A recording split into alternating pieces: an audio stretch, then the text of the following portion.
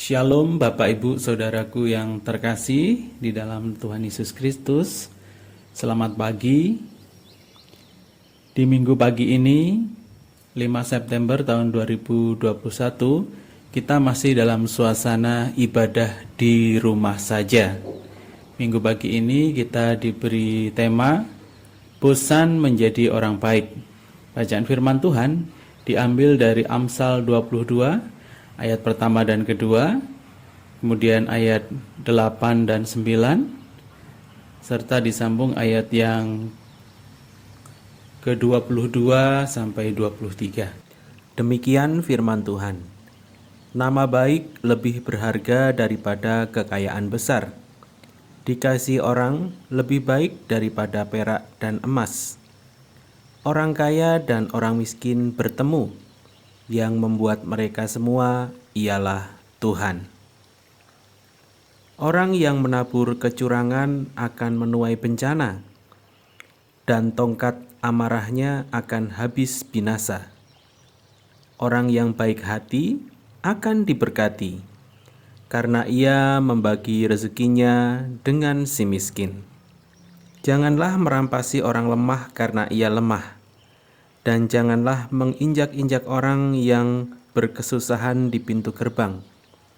Sebab Tuhan membela perkara mereka dan mengambil nyawa orang yang merampasi mereka. Amin. Jemaat Tuhan yang terkasih,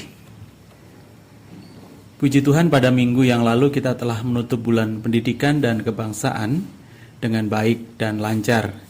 Kita berharap semoga pendidikan di negeri kita ini semakin berkembang maju dan berkualitas, sehingga melalui pendidikan pada saat ini akan menghasilkan generasi-generasi bangsa yang hebat. Barangkali kita pernah mengeluh bosan dengan rutinitas pekerjaan, bosan pada situasi dan kondisi yang begitu-begitu saja, dan bosan pada hal-hal yang lain. Mungkin ada kalanya kita merasa jenuh dan menolak sesuatu yang pernah kita lakukan berulang-ulang sehingga kita menjadi sangat bosan. Jemaat Tuhan yang terkasih, kitab Amsal yang kita baca pada saat ini menuntun kita agar kita tidak bosan-bosan menjadi orang baik. Oleh sebab itu, ada beberapa hal yang menarik untuk kita renungkan pada bagian bacaan kita saat ini. Yaitu yang pertama, bahwa nama baik itu lebih berharga. Amsal 22 pada ayat yang pertama, bagian yang kita baca menyebut bahwa nama baik lebih berharga daripada kekayaan besar. Dalam hal ini, nama bukan hanya sekedar profil identitas seseorang semata agar mudah diingat, dicari, atau dikenali. Namun nama yang dimaksudkan dalam hal ini lebih cenderung berkenaan atau sangat terkait erat dengan harkat dan martabat seseorang, baik atau jahatnya seseorang, atau reputasinya seseorang. Sehingga penulis Amsal dengan jelas berkata, nama baik lebih berharga daripada kekayaan besar. Nama baik tidak ditentukan atau diukur oleh seberapa banyak harta kekayaan yang dimiliki oleh seseorang, namun seberapa setia orang melaksanakan kebaikan bagi sesamanya dan bagi Tuhan. Dikasih orang lebih baik daripada emas dan perak. Sebab orang kaya dan orang miskin, mereka sama di hadapan Tuhan. Mereka harus melaksanakan perintah yang sama dari Tuhan. Amsal 22 ayat yang pertama dan kedua mengatakan demikian. Orang kaya dan orang miskin bertemu, yang membuat mereka semua ialah Tuhan. Nama baik sangat bergantung pada apa yang diperbuatnya, sehingga perbuatan apapun pasti akan dituntut pertanggungjawabannya. Sebagai contoh, seorang murid yang melanggar tata tertib atau disiplin di sekolahnya, maka ia akan mendapat catatan poin sebagai hukuman, dan namanya akan masuk dalam catatan buku hitam, yang artinya namanya ditandai sebagai murid yang tidak baik. Dan jika dia melanggar lagi, pasti akan dikeluarkan dari sekolahnya. Dampaknya bukan hanya pada dirinya saja, tetapi juga pada keluarga. Hal yang kedua, orang baik akan diberkati. Kebaikan dan kejahatan itu seumpama benih yang ditabur. Benih itu akan tumbuh berkembang, dan pada saatnya nanti akan berbuah dan dituai. Hal yang sangat penting telah disampaikan dalam bacaan kita tadi, terutama pada Amsal 22 ayat yang ke-8 dan 9, yang menyebutkan bahwa orang yang menabur kecurangan akan menuai bencana, dan tongkat amarahnya akan habis binasa. Orang yang baik hati akan diberkati, karena ia membagi rezekinya dengan si miskin. Dalam hal ini jelas bahwa orang yang menabur kecurangan akan menuai bencana. Artinya bahwa perbuatan jahat yang dilakukan oleh seseorang akan menerima balasan yang setimpal sesuai dengan kejahatan yang telah dilakukannya, yang sangat berbanding terbalik dengan orang-orang yang baik.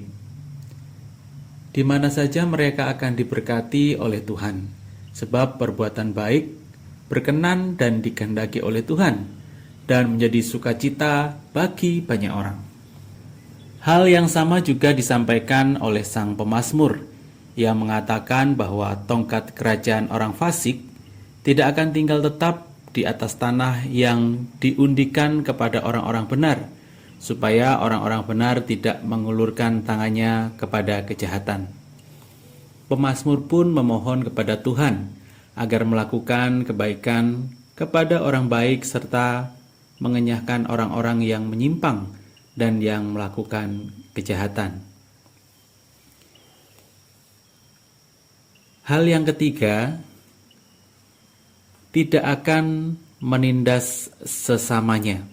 Tuhan Allah tidak berkenan dengan praktek penindasan dan ketidakadilan dalam bentuk dan alasan apapun. Sehingga segala bentuk penindasan dan ketidakadilan di atas dunia ini memang harus dihapuskan. Seruan peringatan tersebut juga disampaikan oleh penulis Amsal pada saat ini. Janganlah merampasi orang lemah karena ia lemah, dan janganlah menginjak-injak orang yang berkesusahan di pintu gerbang. Sebab Tuhan membela perkara mereka dan mengambil nyawa orang yang merampasi mereka. Jangan menginjak-injak orang, bisa diartikan orang harus menempuh atau melalui jalan yang benar. Dalam terjemahan yang lain disebutkan, di sidang pengadilan janganlah memperkosa hak orang yang tak berdaya.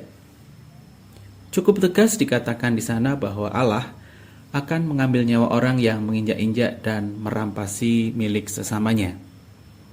Hal ini mengingatkan kita kembali bahwa pewartaan Injil tanpa usaha untuk menegakkan keadilan tidaklah utuh. Mengakui Allah tetapi melupakan perjuangan keadilan dan pembebasan adalah sama dengan mengakui mencintai Allah tanpa mencintai manusia. Pilihan untuk mendahulukan yang miskin dan tak berdaya, mendahulukan kaum miskin dan tertindas, serta memperjuangkan keadilan, perdamaian dan keutuhan ciptaan merupakan wujud tanda kesetiaan kepada Injil Yesus Kristus. Jemaat Tuhan yang dikasihi Kristus, kita percaya bahwa segala yang baik itu datangnya dari Allah, sebab Allah Maha Baik. Sedangkan yang bertolak belakang dengan segala kebaikan tentu berasal dari yang jahat. Segala kebaikan Allah telah ditunjukkan melalui kasih-Nya yang besar kepada kita, umat manusia yang berdosa, dan kepada dunia ini.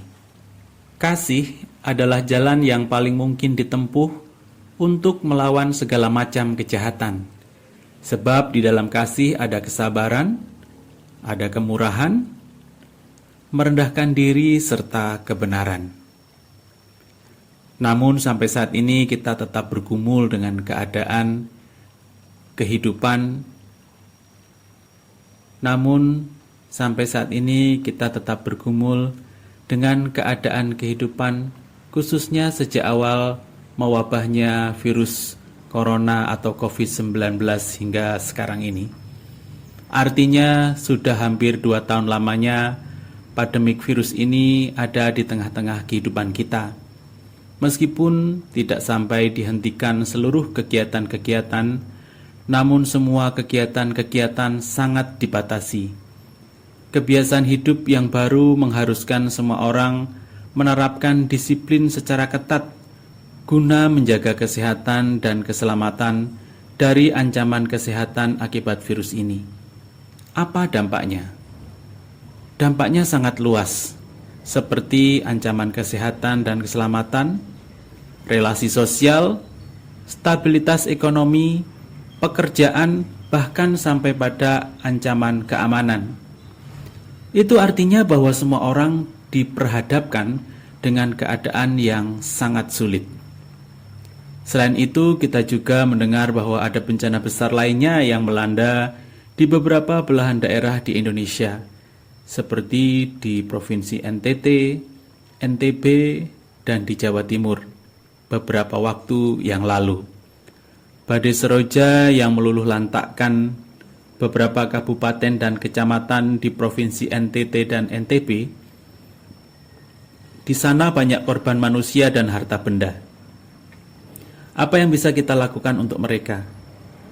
Di samping kita mengingat dan mendoakan mereka, kita juga perlu bergerak untuk membantu mereka.